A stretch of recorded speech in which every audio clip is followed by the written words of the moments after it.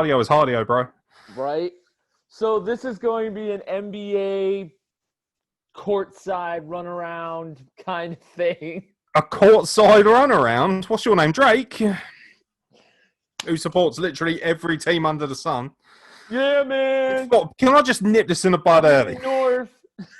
I'm a Miami Heat fan, right? Obviously. And before anyone's like, yeah, well, you just jumped on the bandwagon. Did I fucking really? Because that would suggest other side. Yeah, you did. Yeah. And the reason why I've got a Detroit jersey, actually, just because that was the first ever jersey I bought when I was a kid when I went to New York. Detroit were the champions, I believe, at the time. I think I was only about 19. Hamilton's? Yes. Yeah. Nice. Yeah. And, I do like the bad boy Pistons, as to be said. So, yeah, got a bit of time for them. But, yeah, man, I actually do love my NBA, so it'll be nice to talk about NBA. And obviously, we've got the draft coming up. Draft is tomorrow night. I'm probably going to be watching it live. I'll be standing up for it, so check out at Sly Fox Sports Pod for me live tweeting, not having a fucking clue what's going on. I love college basketball. I love NBA, but I've never been too hot on the draft. I think the Ball family kind of killed it a little bit for me. Well, LaMelo Ball is the reported number 1 draft pick this year. Yeah, they should draft his dad. He could talk the opposition to death. Oh, my God, no. I got to say, like, all jokes aside, man's got wild charisma, so fair play. He's got wild charisma and he could beat the fuck out of somebody. Yeah, this isn't necessarily my wheelhouse. I'm, very similar to American football. I know a lot about NFL, not too hot on the college football scene, but I'm learning. I do watch a lot of college basketball, but, I don't have a team, so to speak. So if anyone wants to recommend a team, leave it below. But this is basically going to be NBA news / NBA draft news. So, we'll throw out whatever's going on because obviously there's a big trade going down and, we need to bunch of big trades going down so far. All right, hit me with the news, and then I'll just give you my hilariously inappropriate banter. All right, well, the biggest thing is James Harden got offered $50 million a year to stay with the Houston Rockets, and they said, "Nah, fuck it. I want to go to Brooklyn. I want to play Westbrook is getting my tits. I want to play with Kevin Durant. I want to play with Kyrie Irving." That we talks. No. Yeah. I might play with Ken. James Harden is not common. He would be the first $50 million man to earn he would be the first NBA player to make $50 million a season. It's not quite as good as the other TV series, is it? The $50 million man with James Harden. What do you think? Do you think the Beard is losing his mind and should take the $50 million to stay with Houston, or should he go to Brooklyn? I had a beard the same size as Harden, right? Shaved it. All of a sudden, he fucking bolts for Brooklyn. Go figure. I must admit, I do think that a lot of, I don't know if you saw the playoffs. They ran into the Lakers. Now, so did the Heat. And we literally threw our left testicle at them just to get 2 games out of them. And I actually think we did fucking well. Nobody expected us to be in the final. Even me. I was joking all season with my boy Alex. Like, yo, Heat's going to fucking do the Lakers in 7. And he was just like, no. And then the Heat did make the final because Heat culture, innit? Pat Riley and the gang. Our rookies really came to play. Tyler Hero, man. Ooh. Yeah, we don't need another hero. Sorry. That's my Creed impression out of the way. Yes, I have a terrible voice. I'm fully aware of this. For me, I think a lot of this is to do with the clash of egos. James Harden didn't click with Russell Westbrook. Russell Westbrook is the kind of player that needs the ball. He needs, he's got to get his 30/40 points a game. Harden is Harden is elite, no question. He's been MVP. He's the kind of guy who can be the player, but he's just, there's something about him. He's hardwired to be a little bit selfish, and I would argue that he never really got the chemistry that he got when he was originally at Oklahoma City. You remember when I had the 3 there? They had Durant, they had Westbrook, they had Harden. Not to mention Joakim Noah was on that team. Oh God, Derek Fisher was on that team. Big names, big team. Yeah, I mean, it was about them 3, really. And obviously, if you remember, they got to the final against the Heat. and they lost 4-1 in the series. Booyah! I was very happy. Not going to lie, LeBron coming to the Heat was obviously a great thing for us. I tipped up because of Alonzo Mourning. That was my boy. And then obviously D Wade, I was just like, oh man, like, D Wade's the first proper jersey. I got loads of jerseys, all kinds, but I didn't want to deck the halls with them. For me, it is about egos and stuff like that. And the Brooklyn Nets, right? Obviously, Kevin Durant missed out last season, rehabbing injuries. He picked up quite a bit with his time at Golden State.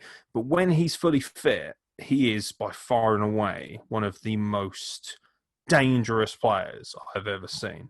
I think people might have slightly forgotten just how good Kevin Durant is. You throw Harden into the mix, you throw Kyrie Irving into the mix. Like anything else with a project like this, it all comes down to how well are they going to be able to contain these egos? Is the head coach going to be able to say to him, look, you've got to be able to give up the ball here. You've got to be able to give up the rock. You can't just keep taking jumpers at these kind of positions. You can't just push yourself to the basket every time. It comes down to limitations, really. They need to know when to be able to limit themselves. If they click in the right way, clearly this is the number one favorite in the East. Indeed. But a lot of people will still. I mean, I'm a little bit biased. I still fancy the Heat to do well in the Eastern Conference because they have the best team. They have the best depth. Even up against the Lakers, people were saying Miami's got a better team, but the problem was the Lakers had LeBron James and Anthony Davis, which meant get the fuck out of here. Simple as that. Nobody's beating that. I don't think they will for some time, but this has the potential to do that.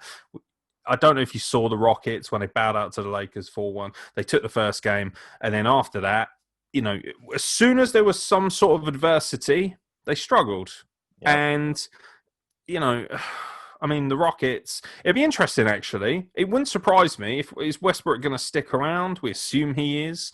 And if he does, you could see him actually doing better at the Rockets because he's going to be the focal point now. Yeah, he will be. The reported deal for James Harden and the Nets and the Rockets. The Rockets would get Jared Allen, Spencer Dinwiddie, That's an unfortunate name. Rodions Kurucs, Karis LeVert, the number 19 pick in this draft coming tomorrow, a 2021 swap, a 2024 first-round pick, and a 2025 swap. And the Nets would just get Harden and Ben McLemore. Sorry, and the Thunder gets all of that? The Nets get all. The Rockets get all that. Get all of that. Do you know what? I mean, I don't know. Does all of that amount to James Harden? It depends how much production you expect to get out of Harden over the next 5 to 6 years. How long is this contract worth, years-wise?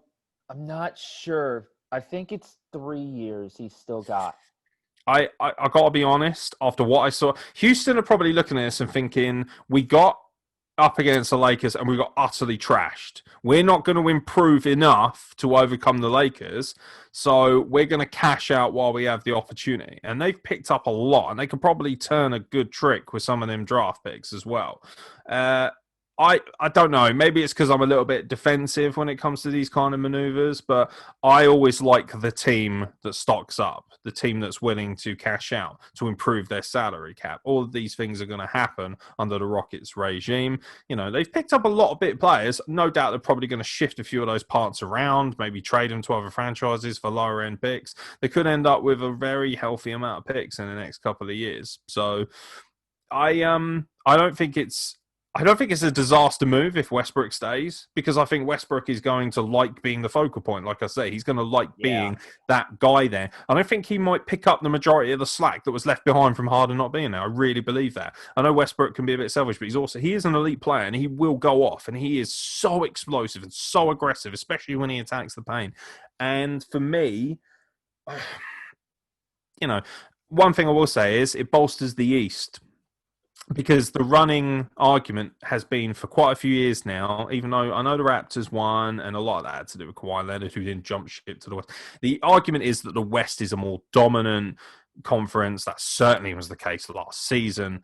And the argument is also the West is just more stacked. You know, the teams from top to bottom, the 8th seed, for instance, in the West, could give the 1 seed in the East a run for their money quite easily. Oh, yeah. And that's because the overall quality is better over there. This helps readdress the balance a little bit. And if you are somewhat territorial about your conferences and believe in the East more, then obviously this is a good move for you. It's a good move in terms of neutrality for the NBA, because what it means is now, and also, you know, let's not forget, the New York Knicks suck. You know, they're bad. They're a bad franchise. They ran very poorly. This helps readdress the balance of New York as well. I know it's Brooklyn, so, you know, they're almost like their own entity. But this all of a sudden makes New York, you know, this is the town to be in again. All of a sudden now, you know, this isn't just about bringing in marquee players and winning the title. This is all about, you know, this is about business. It's about commercialization as well. How many jerseys are you going to sell? How many millions are you going to make from that alone? That might be worth the investment to the Brooklyn Nets. They're already kind of the cool team. You got Jay-Z at courtside. I know he owns like a tiny minimal fraction of the team, not nearly as much as people have him claim. But the Nets are now all of a sudden, you know, it's cool. You know, the Nets kind of feel a little bit like the Raiders did back in the 80s and 90s. Everyone had the apparel on. You know, people over here, right, would wear Raiders jerseys and Raiders hats, and none of them had a clue. And a lot of that was because the NWA made it quite fashionable. But I believe in the trends and the fashions and the business now of this league. And ratings took quite a drop, particularly with everything that went on, people taking a knee. You know, this is a very strongly and rightfully so, predominantly African-American league. You know, that's where a lot of the money, that's where all the talented players lie. There's no argument there, no question, and rightfully so. And it is a league that has to represent the black community well.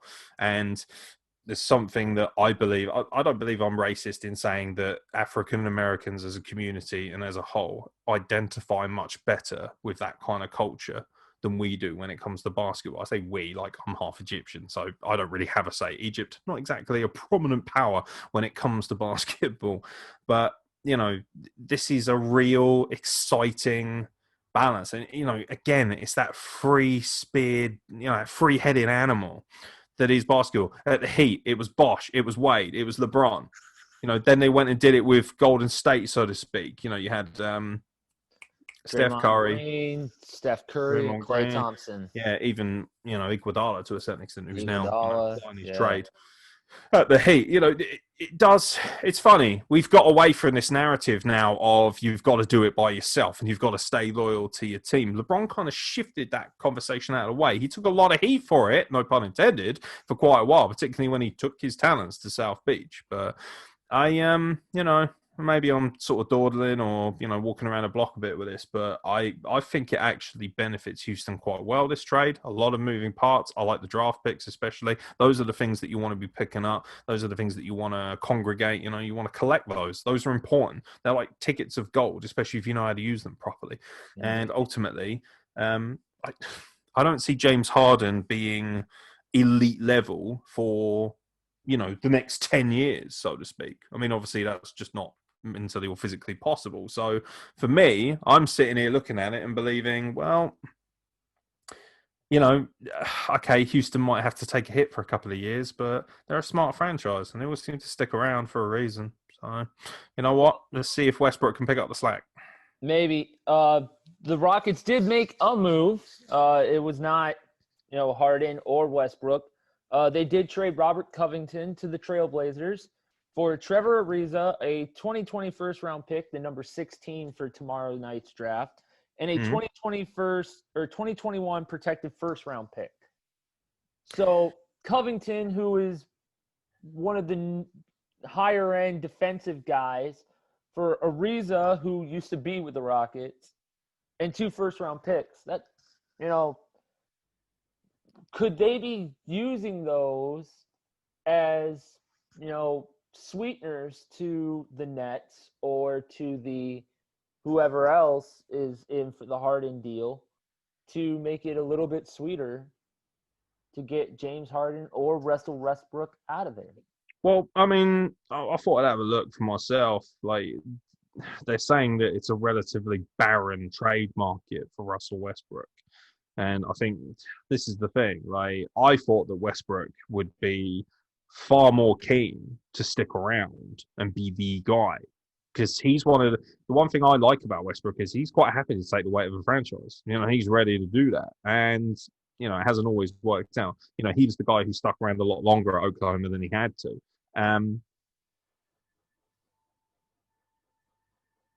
No idea. Can you hear that? Sounds like a train crashing. That's pretty wild. Excuse me. You might have to edit that one out. Right. Yeah, I mean, some people are saying, is James Harden better off playing without a coaster? A lot of this depends on where Russell Westbrook goes, but apparently a lot of teams aren't showing interest, and not surprisingly, there is a reputation around that. The one team that they were saying Russell Westbrook could go to is Phoenix, but Phoenix already made a trade, and all the pieces that they sent to that team was going to go Phoenix have opted for IQ over explosiveness in that trade. That's one thing I will say about that trade. And obviously Phoenix is your boys, aren't they? So, you're going to have plenty to say. But yes. Yeah, I don't know. It's one of those things. I'm not going to sit here and lie to our audience. I don't really have a lot of answers when it comes to the off-season trades and things like that. I'm one of these guys who likes to see how trades work out. I do quite like Arizi, though. I think he's actually a really nice little piece. Is he elite? No, but he's a good team player. And being that he was with the Rockets before, he knows the mentality of what's going on. And you got to remember, the Rockets have a new coach. They've got Ty Lue, who was the assistant at LA, the Clippers, and he was the coach at Cleveland. So now he's the head coach in Houston. Maybe he's the one that's saying, look, I can't deal with Harden and Westbrook. You got to get rid of one. Yeah, and I think there could be a good chance of Westbrook going out as well. And I think it's going to be a rebuilding process. But that being said, if you look at the Rockets, right, what have they really done under this new regime that they had with Harden and Westbrook? Not a great deal. Not a great deal. They didn't make an NBA Finals. I mean, I think they made a conference championship a couple of times, or at least once. But they haven't. I think the whole idea was that this was going to make them elite. This was going to make them a huge, big money franchise. And actually, what's turned out has kind of been flattering to deceive. And you know what? They've almost become slightly unfashionable, which is very strange. See, one of the big things, particularly, in the earlier years of my youth, it was all about the San Antonio Spurs, Greg Popovich, and they built this incredible franchise, this dynasty, which the Heat ran into, in the early 2010s. And, we obviously enjoyed those rivalries immensely. They had Kawhi Leonard for a small amount of time before he moved on to Toronto. He almost became a Tony journeyman Parker. for a little bit. Mr. MVP in the fight. Exactly. Tim Duncan was, the gentleman of the NBA. And now all of a sudden, it's Houston. They're the big Texas franchise. Yep. But they haven't done much with that. No. Popovich created a dynasty. He won titles. He regularly was competing in the playoffs. The Houston Rockets, sorry, I'm not really seeing it from this aspect. So, in my opinion, the best team in Texas right now is the Mavericks, because Luka Doncic and Kristaps Porzingis, that duo is just lights out. Well, yeah, you would expect Doncic. I mean, Doncic last season, particularly at the back end, some killer games, clutch player, exciting player to watch. Yeah, I know, right? The man's the money. Making it rain, bitches, and rightfully so. Yeah, for me, I don't really have much else to add, to be honest. I think it's a better move for the Rockets. I do. Yeah. If the Rockets do pull off that deal with James Harden, I would like to know, because see, they had Harden. Harden played with Durant. Harden played with Durant and Westbrook, and they got to an NBA Finals, but then they fell apart. So they got there too early. There too early as well. What are we gonna if he does go to Brooklyn and they've got Durant, who is not young, and coming off of an injury-prone season and going up, and they also have Kyrie Irving. What's Harden going to do? Is Harden going to mesh with them? Or is it just going to be another situation where he wants to be the star of the show and Kyrie and Kevin's like, I don't think so, bud. And then what? In a year from now, he's going to get, I want to leave? Like, what the hell? So, it's going to be interesting. The draft coming up tomorrow. Look for that trade to hit the draft board before it goes down. But there have been some other trades. One in particular that affects my team, the Phoenix Suns. We got Chris Paul and Abdel Nadir.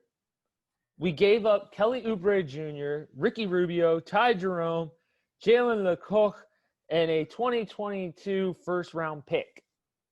Now, you hear that and you're like, well, that's a lot for aging Chris Paul. But Chris Paul is an elite point guard. He has proven it. So now you put him with DeAndre Ayton and Devin Booker. And you got to remember, the Suns in the bubble went 8-0. They were undefeated. They were this close to getting to the playoffs. They missed it by like a half of – it was a tiebreaker situation, and they missed it by – just a bit outside. Right, just a bit outside. So does Chris Paul put them over as a playoff team now?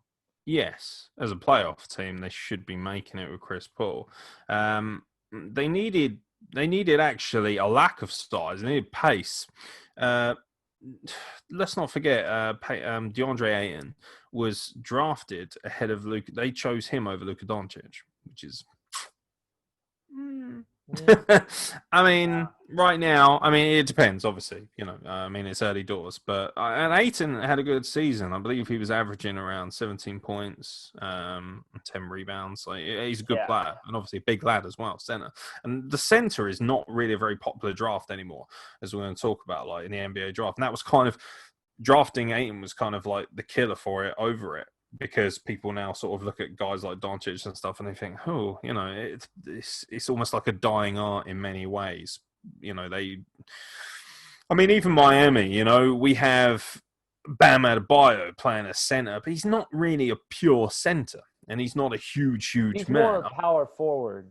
Exactly. And the power forward has kind of replaced a lot of what the center does in many ways. And you've seen, though, that when you get true sizing, like Anthony Davis at the Lakers, it still has a lot of value, in my opinion. And particularly, like, that was ultimately, I think, one of the big things that really hurt the Heat up against the Lakers was the fact they had no size up against, the Lakers. I'm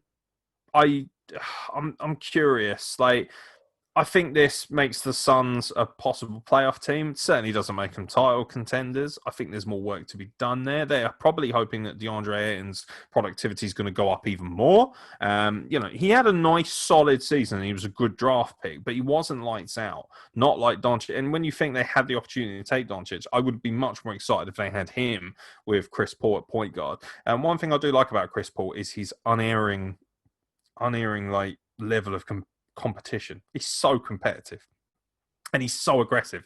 I always liken him to kind of like a pit bull when it comes to NBA. He's that fucking annoying little dog that just keeps barking at your heels, and he is an elite point guard, no question.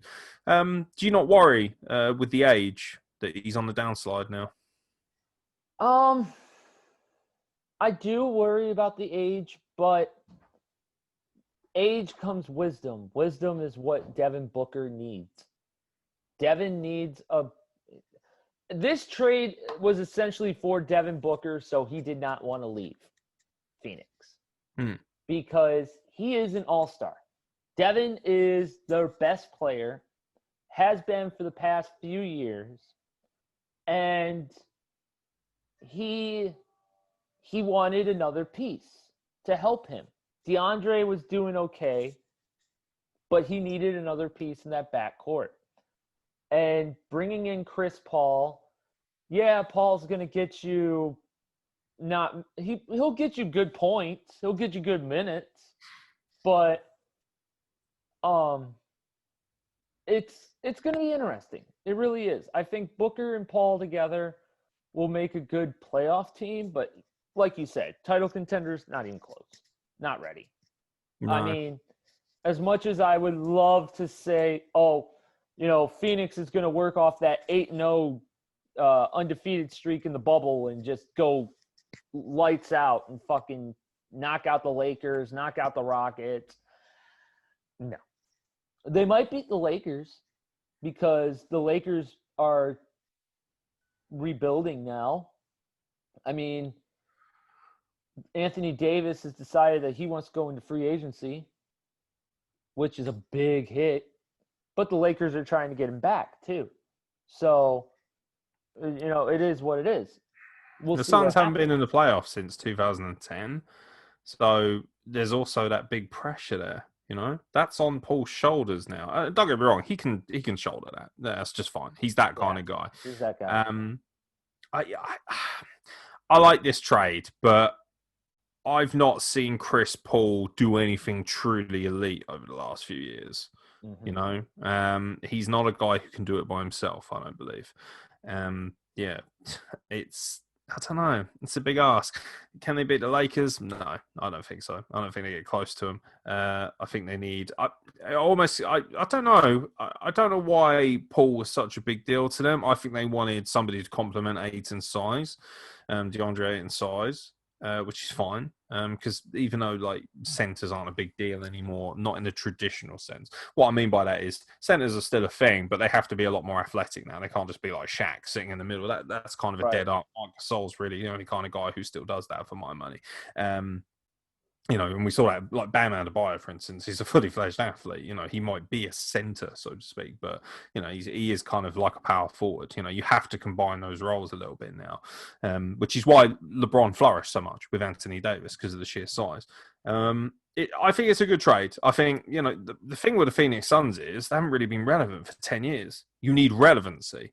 This is something that does that. All of a sudden, eyes are on your product, particularly if fans are going to start coming back in. Hopefully we're over the worst of COVID-19 and things like that. And when fans start coming back in and things like that, they're going to be coming to a kind of a new look franchise. Jerseys are going to be sold, things like that. Oh, yeah. There will definitely be CP3 jerseys being sold in Phoenix. But I also look at how strong the West is, their main playoff contenders. The Lakers are going to be there or thereabouts. You've got to think that the Clippers are going to have an even more ruthless attitude after what happened, losing out to the Nuggets, ultimately. I really like the Nuggets. I think they're a really good, complete team. I love the kind of basketball they play. It's just in your face, the sheer attitude of it. And, it was a bit disappointing, actually. They didn't get more off the Lakers because they actually were well equipped to do damage to them when they went hell for leather. It just kind of felt like destiny for me last season. The Miami Heat were trying to get in the way of destiny, and it was one for Kobe, and that's fine. It's absolutely fine. And as a Heat fan, you just have to accept that we were thoroughly ran off. I'm actually honest, we got 2 wins, because we looked like children up against men. But if you're a Phoenix Suns fan, this trade makes sense from the, what else are you going to do? Accumulate more picks, and I think not picking Doncic and picking DeAndre Ayton, who I think had a really good season last season, but not good enough. And he's not elite. He's not elite level. He's not a star player. Bringing in Paul might up his productivity a bit more as well. Now, all of a sudden, you've got a team that can at least compete for the playoffs. And for them, they're thinking, well, we've made some bad decisions or not as productive decisions. I don't think bringing in Ayton is a bad decision. But, when you see what Doncic is doing and fastly becoming an MVP candidate, you think, oh, probably should have got that guy, should have gone after him. They kind of screwed the pooch because a lot of these teams are like, oh, I don't want the big, jazzy, sparkly pick. We'll go for the guy who seems a little bit more reliable and a little bit more productive. And what's turned out is actually, no, he's good, but he's not the elite level guy that the other one is. So bringing in Paul brings in a bit of eliteness, brings in a bit more pace as well on the floor. The assists should be better. It means that, DeAndre Ayton has a little less pressure on him as well. He can work a little bit more freely in the paint, hopefully. You would like to think that you think that Paul's going to be able to draw a bit more out, draw people out a little bit more, bring in the 3-point game a little bit more. So, I mean, it makes the Suns more interesting to watch. I'll be honest with you, because for the last few years, I see the Suns on the docket and I think, no thanks. Right.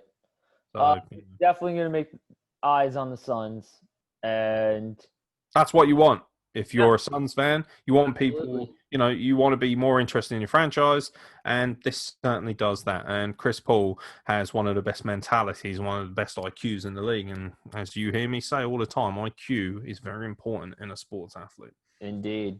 Couple other trades that happened. The Milwaukee Bucks acquired Bogdan Bogdanovic and Justin James via sign-in trade through Sacramento. The Kings are going to get Dante DiVincenzo, Ersan Ilyasova, and DJ Wilson.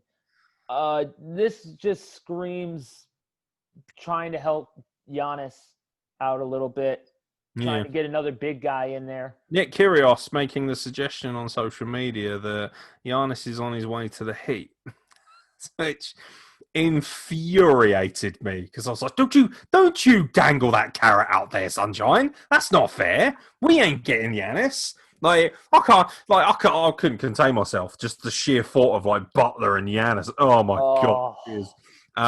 And Hero. Oh yeah. Fucking exactly. hell. Don't forget Duncan Robinson lighting up the 3-point line, mate. And Bam. Oh. Yeah. I mean, we'd probably have to. I wouldn't be surprised. I mean, it'll be interesting, actually. Goran Dragic would have to be shipped, I think, at that point. Yeah, for sure. Which is a shame, actually, because going into the NBA Finals, he was our highest scoring player in the playoffs.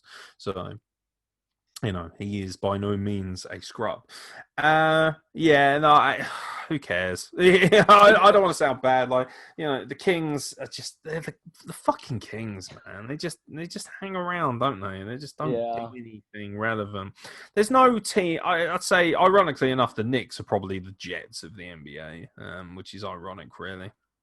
Yeah. They're both in New York. But look at this. Bogdanovic is a nice little player. This team will go as far as Giannis can carry them. They saw what the Heat did to them. Let's be honest, the Heat, people are going to be like, what is this, the Heat podcast? Yeah, basically, because that's the only team I care about. But at the same time, the Heat made the Bucks look fucking awful. They made them look average. We shut down Giannis. And now, to be fair, Giannis looks like he picked up an injury. But we're talking about a guy who's supposed to be the MVP. He didn't turn up, and they had nothing else really weapon-wise. And we all but swept them 4-1. So, if you're the Bucks, this doesn't scream panic to me, but this also screams of we can't rely on Giannis. He's not enough. Well, the Bucks also made another deal. They got Drew Holiday from the New Orleans. That's a good pickup.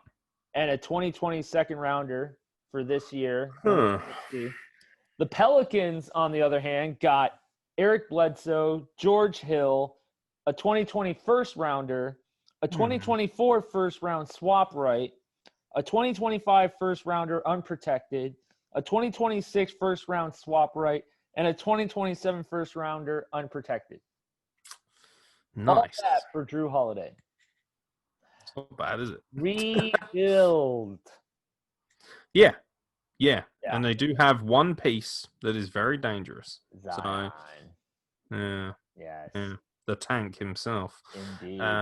You start putting, smart players around him, even if they're bit part players, and you watch what they could do, especially if he stays healthy. I think that's good business for the Pelicans. I do. I really do. Bledsoe will help Lonzo Ball out. If Lonzo even stays in New Orleans, there's talks that he might be leaving New Orleans. But where's he gonna go? Yeah, exactly. Where the hell would Lonzo? He ain't coming here, that's for sure. Hell no. You stay the fuck away from here, because I know him. Miami. He's got Miami written all over him, and he looks like a Miami kid. And I think, oh God, you stay the fuck away from our franchise. Lonzo to Golden State.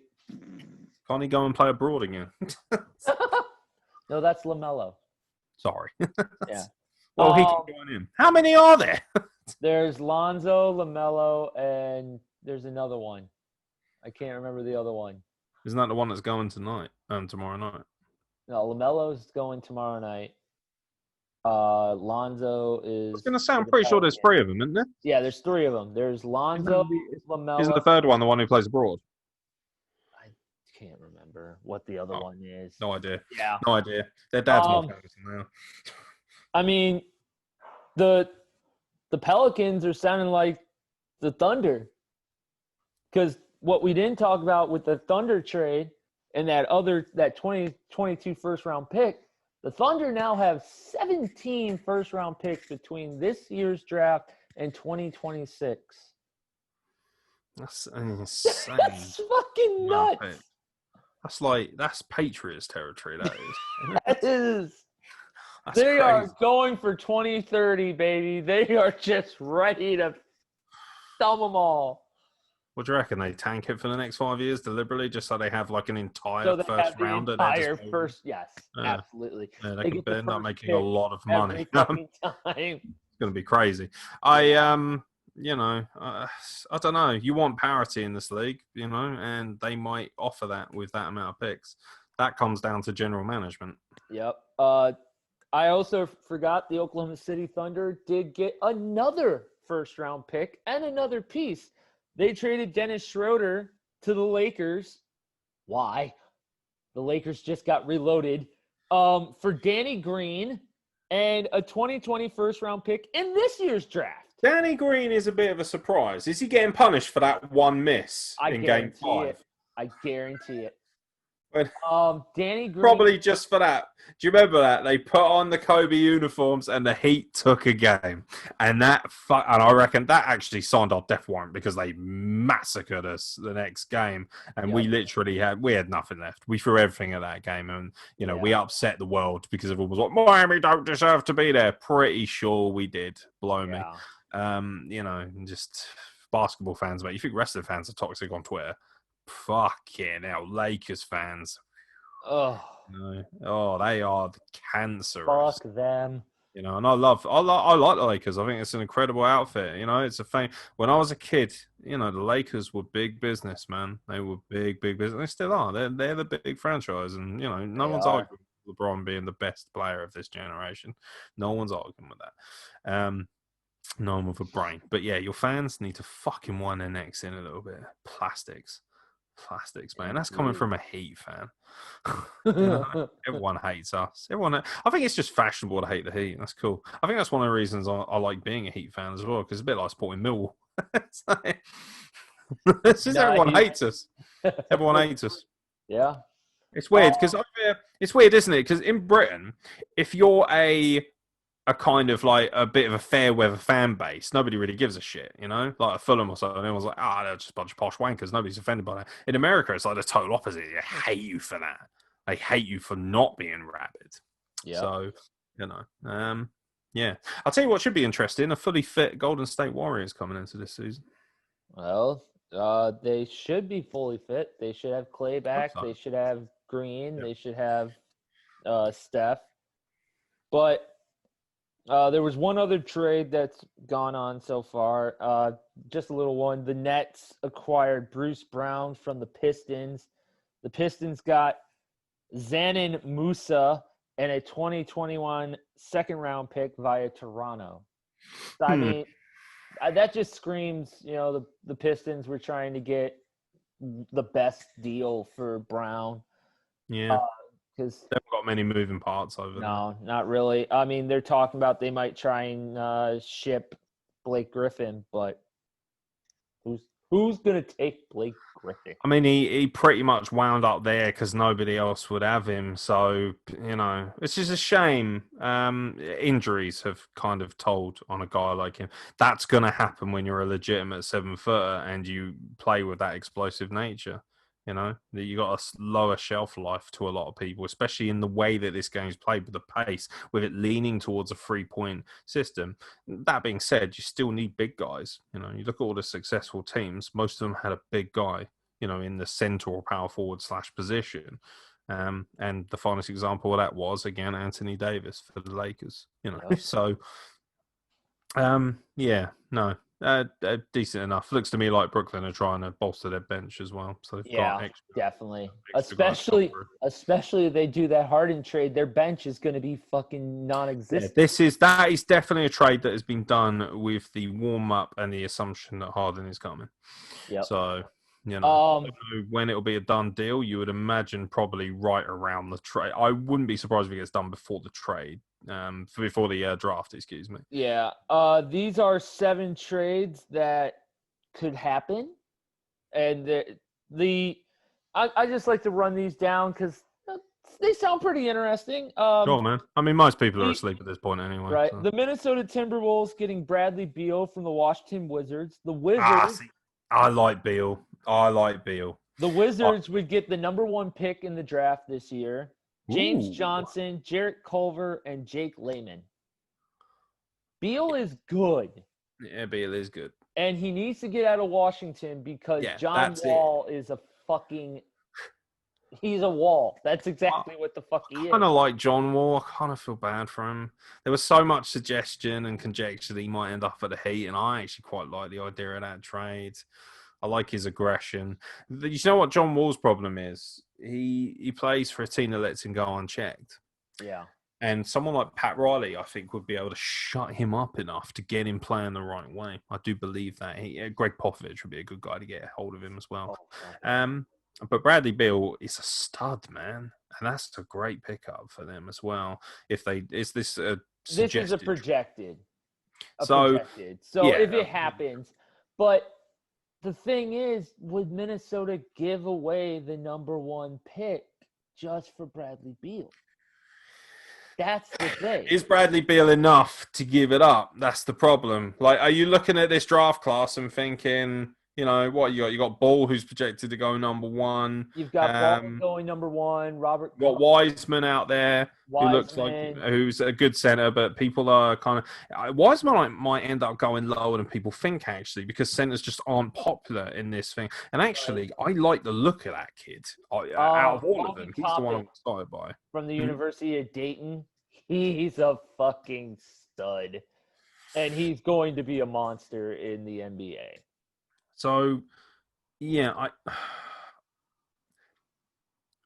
if you're the Timberwolves, this is a guaranteed elite player, right? And the you Wizards can't guarantee from these draft picks. Bradley Beal is guaranteed money to a certain extent, or at least you hope so. Once he's out of Washington, right?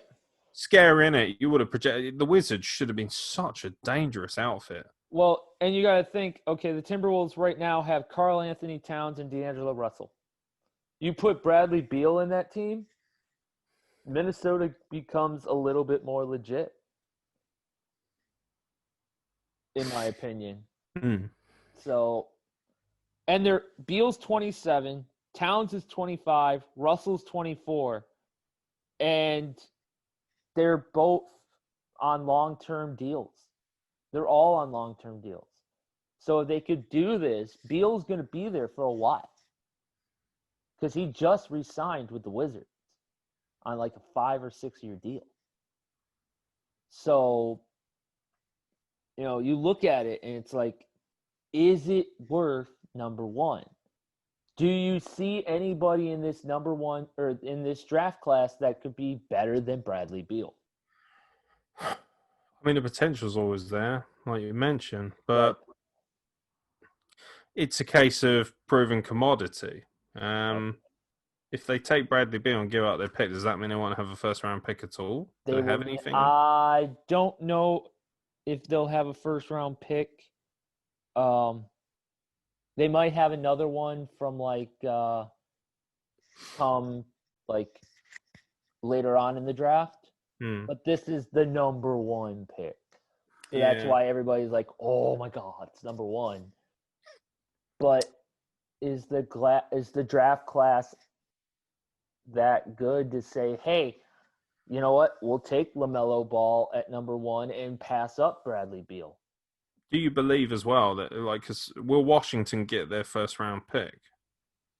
Washington gets They'll get a number one pick. They'll get the number one pick. See, that means. But I don't think Washington would take LaMelo Ball at that point.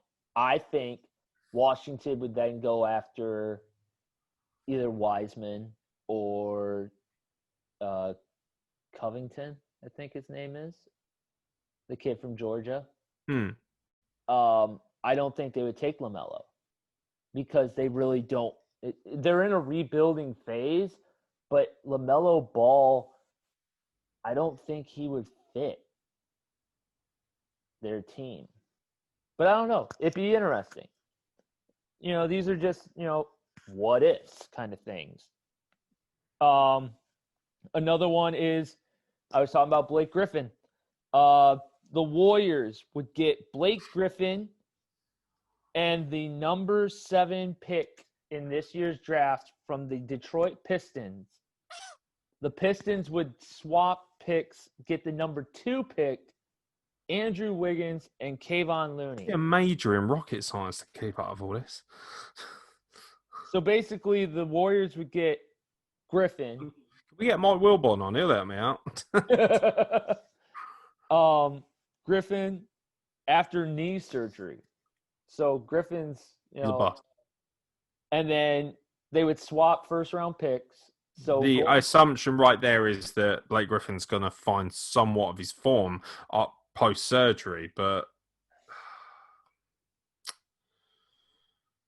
I mean, with Klay Thompson, Draymond Green, and Steph Curry, Blake Griffin wouldn't really have to do a lot. No, I assume the idea would be that he would mix it up. He would be the Andre Iguodala.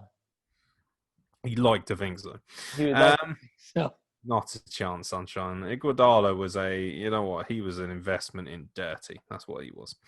And a nice little pick. Was. Yeah, I'm a big fan of his. Always have been. I like his work. I don't know. I don't have much of a say on those, to be honest. Especially as they're all projected. Right. Wiggins and Looney. It probably doesn't help that I haven't had any sleep for about 22 hours now, so I'm a bit like, So then they're saying that if the pick does go, or the trade did go through, Detroit would take either LaMelo Ball or James Wiseman at number 2. Which, see, I don't know. Wiseman looks like a better fit for Detroit for me. Yeah. Detroit need another big guy. He fits their identity. Yeah, he does. He does. This one is a lottery swap with the Warriors and the Knicks. Jesus. So if they decided, you know what, we don't want to deal with the Pistons, we don't want Blake Griffin, the Warriors would get Mitchell Robinson and the number 8 pick from the Knicks, and the Knicks would just get the 2nd pick in the draft. And essentially the Knicks would then take Anthony Edwards. Oh, wait, presuming Anthony Edwards. They would take LaMelo Ball if they got the chance. If not, they would. They fucking would. Knicks all over, man. They could have the first 8 picks and they'll still somehow be in it. It's the Knicks. It's the Knicks. This is a bad franchise. It is. The Sixers and the Nets, providing that they don't do the deal with the Rockets and send, and get Harden and McLemore and all this. The Nets sending off Spencer Dinwiddie to the 76ers, and the Nets would get Josh Richardson and number 21 and 34 in this year's draft. I mean, Dinwiddie is a good player. He did do a lot. Yeah. He did do a lot for the Nets. While, there was no Durant and Kyrie Irving was injury prone. Dinwiddie stepped up, so did Jared Allen. But yeah, and he's not going to get nearly as much play time with his projected trade and Kevin Durant coming back in the side. Exactly. So I honestly don't think this deal needs to go through. No, I don't think it will either. I think Dinwiddie They need to stick with the Allen, Dimwittle, and that entire package to get James Harden into Brooklyn. Send him to Houston and let him be the guy next to. Dimwittle would end up in Houston, would he, with this trade? Yes, Dimwittle would. I think that'd be quite a good pickup for Houston. And Dimwittle. Nice little piece to play alongside Westbrook if they can hold on to it. From what I'm seeing, Westbrook wants out as well. Yes, he does. As soon as he wants out, man, a lot of divas behavior going on around here.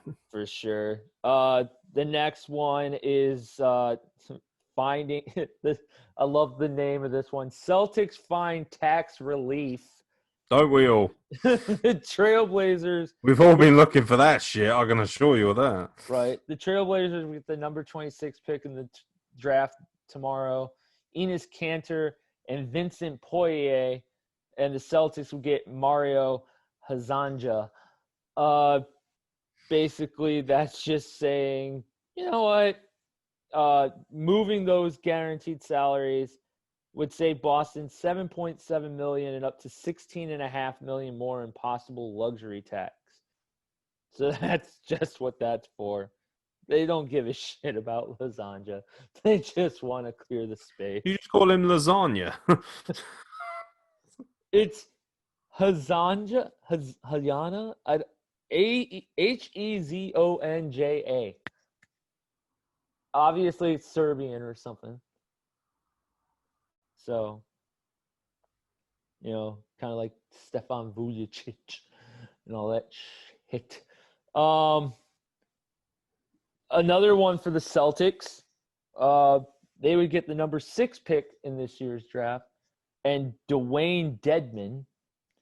The Hawks would get Marcus Smart and number 14, 26, and 30 in this year's draft.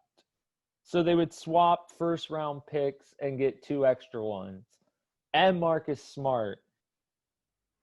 I again, that would probably be saving a bunch of money. They would be able to get Oyanka Ogangwu, the kid from USC. I'll say that a few times. Yeah, good luck. But yeah, that's like the predicted, like, oh, if these happen, that would be fantastic kind of thing. But let's do the latest mock draft for the 2020 draft. We did say we were going to check it out. This was as of this morning. It has the Timberwolves taking Anthony Edwards from Georgia instead of LaMelo Ball. Trade talks are still heavily in play for this pick. I don't know.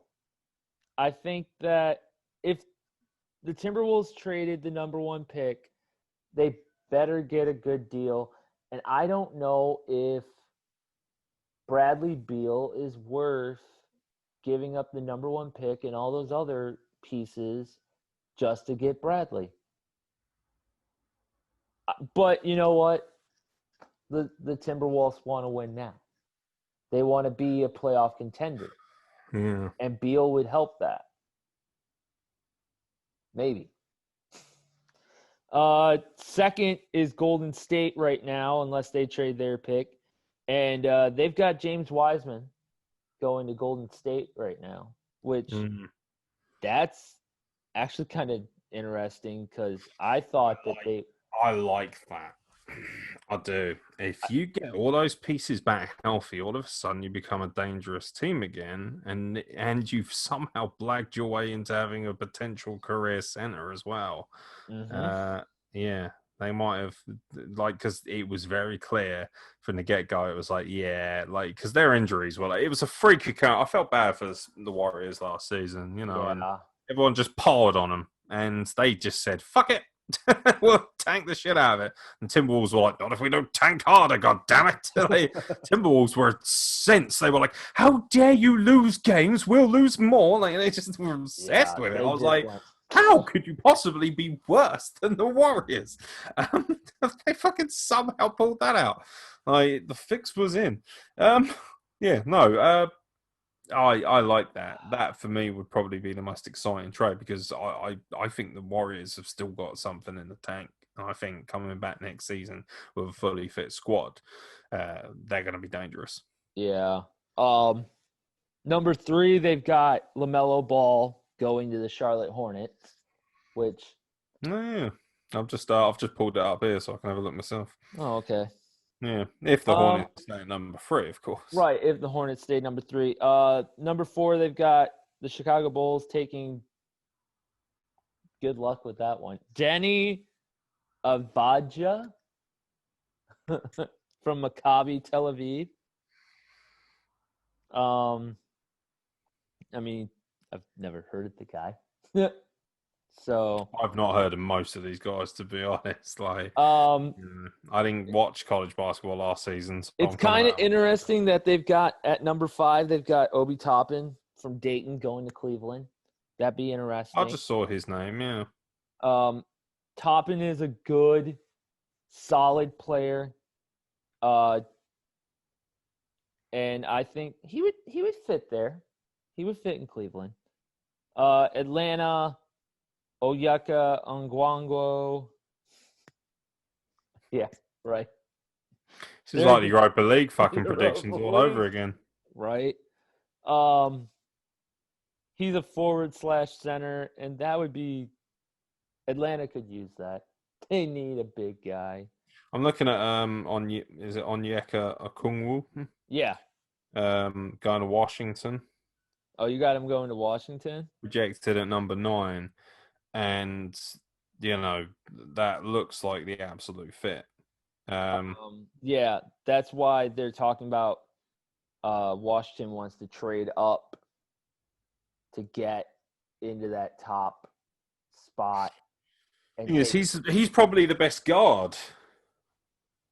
Like, in terms of somebody who can actually guard, he can guard multiple positions. He's a really good defensive player.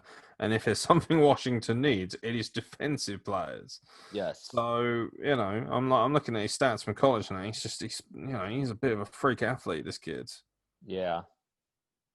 Yeah. 6'9" center, 245 pounds.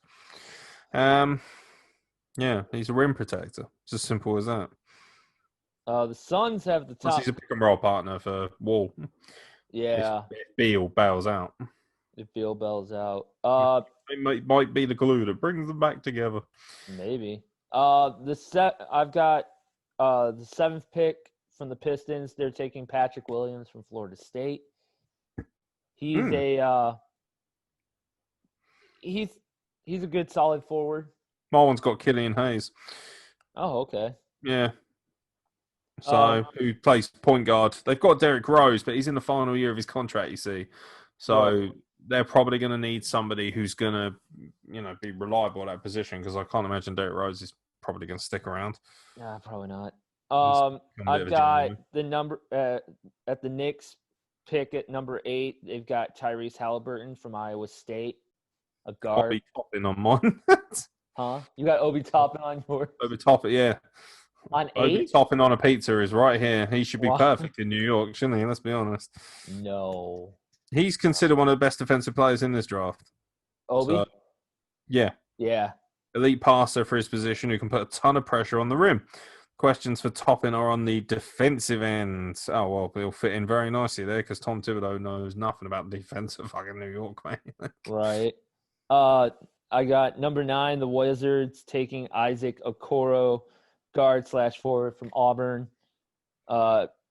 Best player available pick for the Wizards at that point.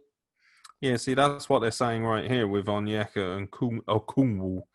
So, who for me looks like a better fit for Washington. Yeah. At number 10, the Suns. They've got Devin Vassell from Florida State, guard/forward. Kira Lewis Jr. on mine. Point guard, 6'3", 165 from Alabama. I'll take that one. What, because he's from Alabama? Yes. No, I actually know Kira, and he's pretty good. I would use. Say hello to him for us. I will.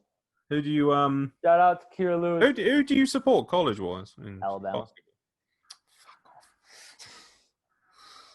Cretin. Alabama and I need a team. I think I'll support Butler because I remember him Butler. having this amazing upset run, and I thought I'll support them. They seem like a good That's laugh. almost like George Mason, man. When they Who's made George it to the Mason? Elite Eight. Don't remember George Mason from the Elite Eight back in like early 2000s. No, I don't think he was on over here at that time. I've Mm, always been an NBA man. gotcha. Yeah. They've got Kira Lewis Jr. going to the Pelicans at 13 in this one. Killian Hayes to Killian Dane. yeah, right. Like some of these names, like I don't know a lot about these guys. Like some of these names, like Cole Anthony, I know him. He's a good, solid guard from North Carolina. They got him going to the Sixers via Oklahoma City at 21. Like there's kids from Barcelona in here. Definitely. Hey, I'll tell you what, Spain does have quite a rich heritage. I Yes, mean, they do. Miami coming in at 20. They're looking at Tyrell Terry, the point guard. I've got Jalen Smith, Maryland forward, right here on mine. So I don't know. Terry is apparently the best shooter in the draft class. So, Okay. and that's basically what Miami won. And mine saying that Tyrell Terry is going to Oklahoma City via the Lakers at 28. Xavier Tillman Sr., Boston. Then there's the second round, which who gives a shit at this point? That's, fair. Yeah. So, I mean, like, you look at the top three, LaMelo, Wiseman, Anthony Edwards. It all depends what's going to happen. Yeah, be interesting nonetheless. Yeah, the biggest things are the trades that are coming for the possible trades for the draft. If the Harden deal gets done, it will get done today. We will hear about it come in like a few hours or so. It'll pop it's only up. a big day, so It'll pop up and they'll be like, breaking news, James Harden traded to the Nets. And it'll be like, oh, well, it finally fucking happened. Oh, well, that's cool. Out of a completely other note, a first all-black officiating crew to work Monday Night Football game with the Rams and the Buccaneers. That's pretty sick. That is. But if the Giants can't get any worse, their kicker Graham Gano tested positive for COVID-19. Yeah. Like Jesus Christ. But yeah, what? Bucks still to consider trading Giannis? No. Why would the Bucks do that? That would be fucking ridiculous. Fucking Stephen A. Smith lost his mind. Miami's gonna be waiting. Oh yeah, right, dude. We'll be waiting for you, Giannis. Good. Come to the dark side of Florida. Oh Good. wow. Bring it. Yeah, but that's about it. That was the NFL rundown courtside. The NBA rundown, yeah. Yeah. Not the NFL, you fucking cheesed it. Did I say NBA? No, you just said the NFL. Oh my God, I'm so tired. Can we wrap this up for fuck's sake? Yes. Went on way too long. Fucking hell. All right, guys. Comment down below if you have any ideas or think. Probably have a better idea than I do. Right. Fucking hell, I was hard to sleep while Miller was talking. All right, guys. Later.